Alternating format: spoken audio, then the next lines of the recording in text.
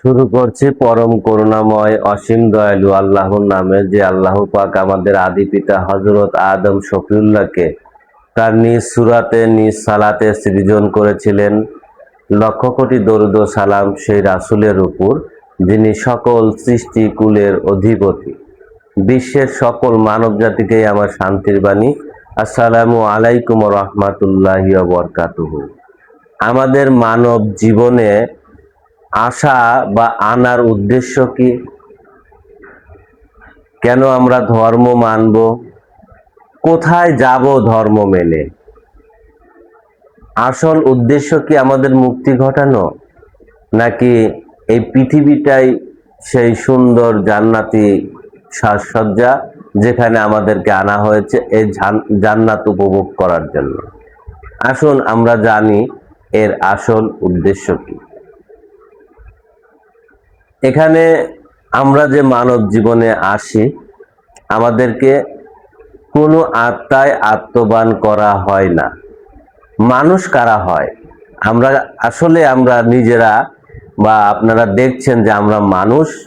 সত্যি কি আপনারা মানুষ, নাকি মানুষের জীবন ক্ষণিকের জন্য দান করা হয়েছে? নিশ্চয়ই আপনারা কেউ জাতগত বা আত্মগত কেউ মানুষ নয়। এদেরকে বলা হয়েছে কোরআনিক ভাষায় বনি মানুষ। বনি মানুষ কি? জঙ্গলি মানুষ, পরিচয়হীন মানুষ, ঘুমন্ত মানুষ, অচেতন মানুষ, যাদের কোনো আত্মপরিচয় নেই। আত্মপরিচয় না থাকলে এরা যে মানুষের রূপ ধারণ করে আছে, এদেরকে ক্ষণস্থায়ীভাবে এই জান্নাতি জীবনে আনা হয়েছে।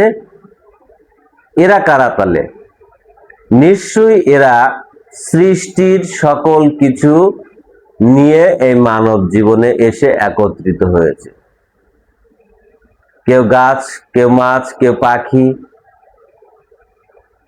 পোকা মাকড় ইত্যাদি পশু, যত সৃষ্টি এই মানবে এনে একত্রিত করা হয়েছে।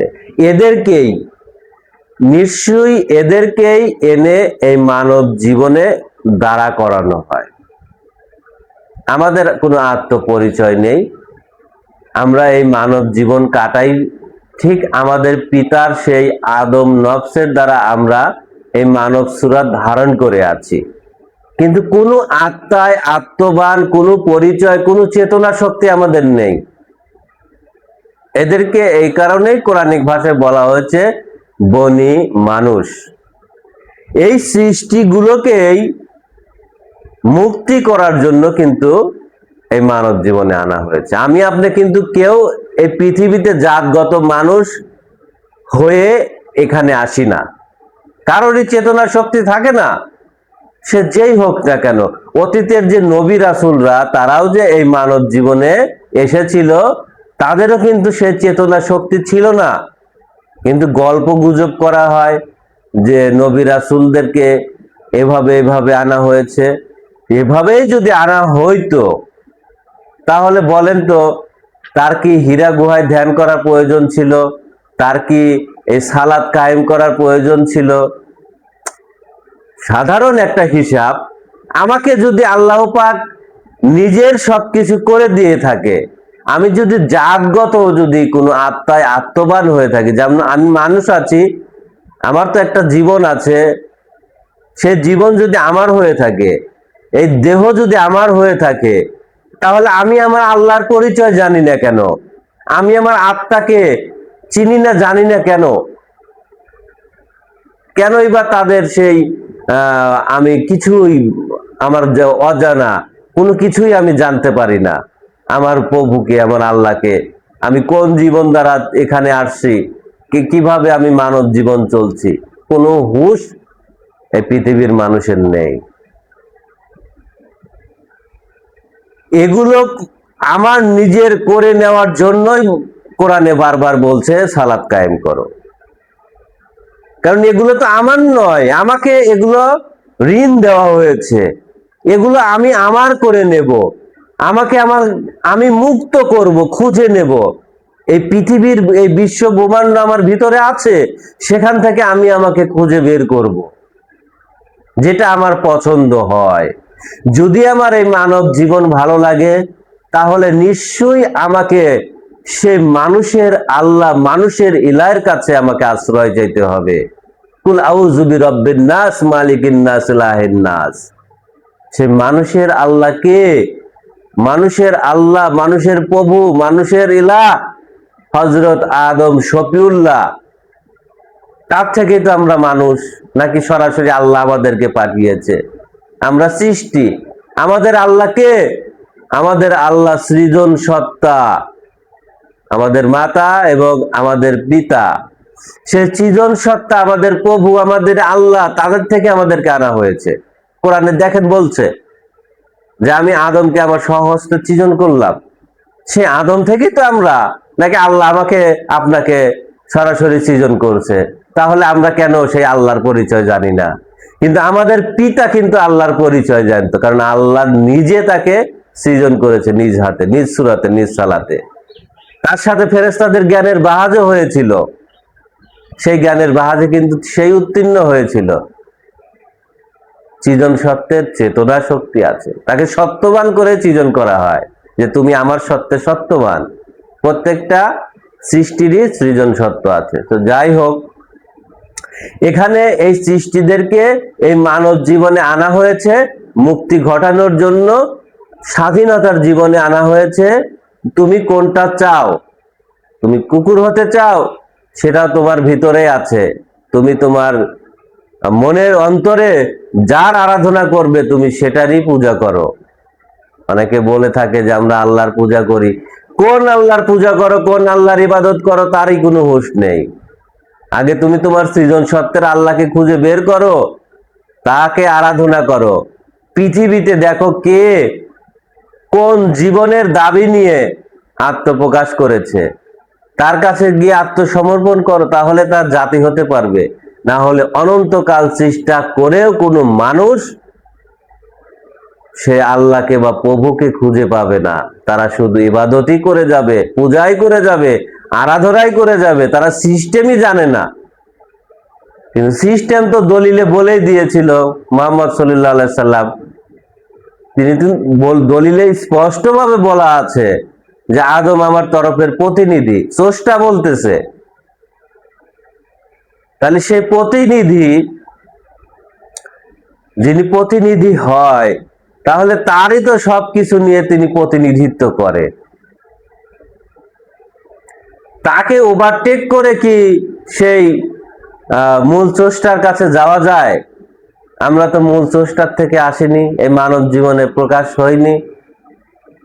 আমাদের স্রষ্টা সৃজন সত্তা, এটা বুঝতে হবে। এটা বুঝে যদি কেউ মানুষ যদি সেই তার আল্লাহকে খোঁজে, তাহলে সে পাবে। তা না হলে কোনোদিনও সে ডিরেক্টলি সে আল্লাহর কাছে যেতে পারবে না। আপনি যদি প্রধানমন্ত্রীর কাছে যেতে চান, তাহলে তো তার পিএস, তার এপিএস, তার পিয়ন, এগুলোর কাছে যেতে হবে। তারপরে তো আপনি সেই প্রধানমন্ত্রীর সাথে সম্পর্কে তার কাছে যেতে পারবেন, কথা বলতে পারবেন। তা না হলে তো আপনি পারবেন না, কখনোই সম্ভব না। বাস্তব জীবন যারা বোঝে না, তারা ধর্মও বোঝে না। আমরা যে পৃথিবীতে ভিডিও তৈরি করতেছি, ভাই পরে কথা বলি, 10 মিনিট 20 মিনিট পরে আসো, 20 মিনিট পরে আসো, যাও, দরজা চাপা দাও।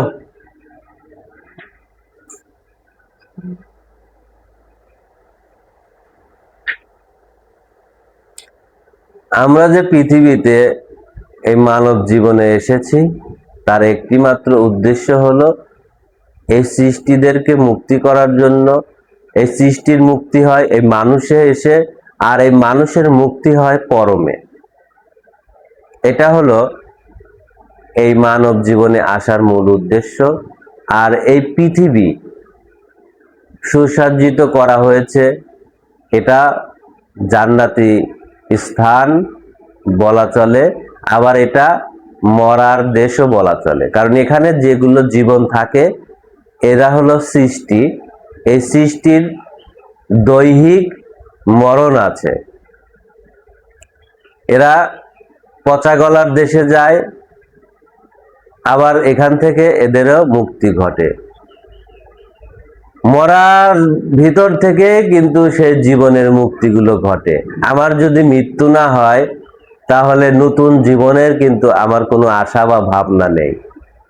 জীবন যদি না থাকে তাহলে তার কখনো মৃত্যু হবে না, আর মৃত্যু যদি না থাকে তাহলে সেই জীবনেরও কোনো প্রয়োজন পড়ে না।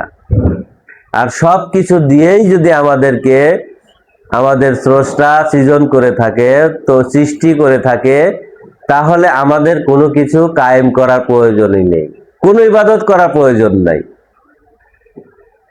তাহলে ইবাদত কেন করব? আমার কোনো কিছু নেই, আমাকে কোনো কিছু একটা হতে হবে। যেমন আমরা দুনিয়াতে কর্ম করি ডাক্তার হওয়ার জন্য, ইঞ্জিনিয়ার হওয়ার জন্য, এরকম আত্মজগতেরও ভেদ তত্ত্ব রয়েছে কোনো কিছু হওয়ার জন্য, কোনো আত্মায় আত্মবান হওয়ার জন্য আমাকে এই মানব জীবনে আনা হয়েছে। এই মানব জীবনে, এই পৃথিবীতে এসে যখন কোনো মানুষ কোনো জীবনের চেতনা শক্তি ফিরে পায়, তখন কিন্তু সেই অতীতের সেই জীবনের গল্প বা আউয়ালের সেই ইতিহাস সে বলতে পারে।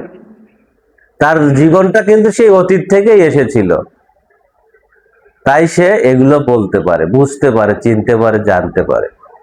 এটা হলো মূল রহস্য। আমরা এই পৃথিবীতে নিশ্চয়ই মুক্তির জন্য এসেছি। আমরা এখান থেকে কোনো না কোনো আত্মায় আত্মবান হব, মুক্তি হব, কিন্তু অন্য কোনো আত্মায় আত্মবান হওয়া বা মুক্তি হওয়ার ধর্ম এই পৃথিবীতে বর্তমানে নেই। একটি মাত্র আত্মায় আত্মবান হয়ে মুক্তি নেওয়ার জন্য ধর্ম রয়েছে, সেটা হলো মানব ধর্ম। এই মানবের ভিতর থেকে যদি কেউ মানব হতে চায় তাহলে সে পাবে, তার জন্য রাস্তা খোলা রয়েছে। অন্য কোনো জীবনের রাস্তা বন্ধ হয়ে গেছে।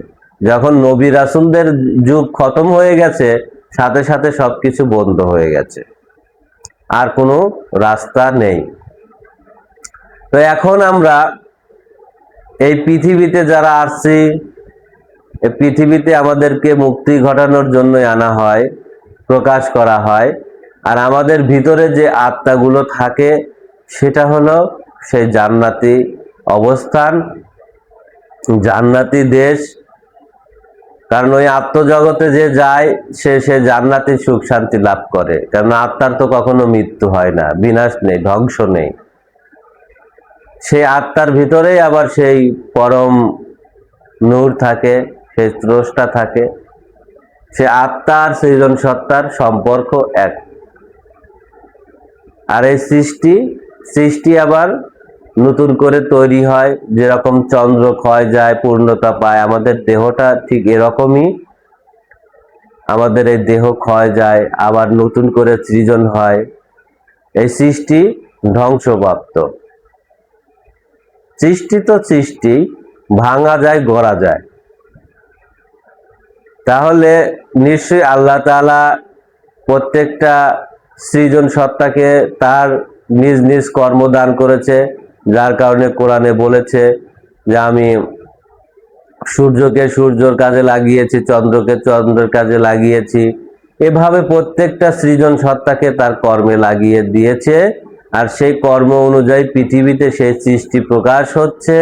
আর এই প্রকাশের ভিতর দিয়ে আল্লাহ তাআলা এমন ভাবে পরিকল্পনা ভাবে বিজ্ঞানময় ভাবে সবকিছু সৃজন করেছেন, যা একবার অটোমেটিক চাবি দিয়ে চালু করে দিয়েছেন, তা মেশিন চলতেই আছে, আর কখনোই বন্ধ হবে না।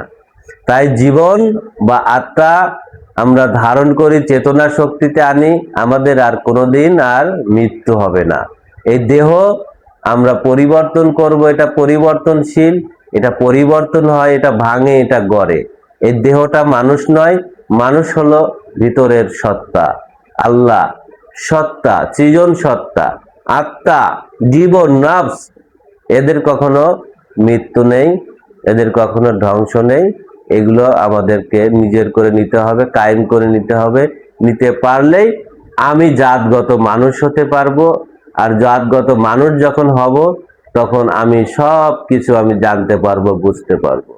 যার কারণেই কিন্তু আমাকে এই মানব জীবনে আনা হয়েছিল। এখন এসে সব ভুলে গেছি, আর দুনিয়ার সামান্য সুখ শান্তি পেয়ে মনে করতেছি এটাই জান্নাত, সবকিছু এখানে করতেছি, এটাও ক্ষণিকের জন্য জান্নাত, এটাও ঠিক আছে, কিন্তু এটা পৃথিবীটা হলো মরা গলা পচার দেশ। এখানের যে জ্ঞান চলে এই সব জ্ঞানই সব মরার জ্ঞান। এখানে কোনো তাজা বা জীবনের জ্ঞান নাই। জীবনের জ্ঞান যে পায় সে কখনো এই মরার জ্ঞান মরার কাজ করে না, এটাই মহাসত্য। যাই হোক, আমি আমার আলোচনা এখানে সমাপ্তি করলাম। আসসালামু আলাইকুম ওয়া রাহমাতুল্লাহি ওয়া বারাকাতুহু।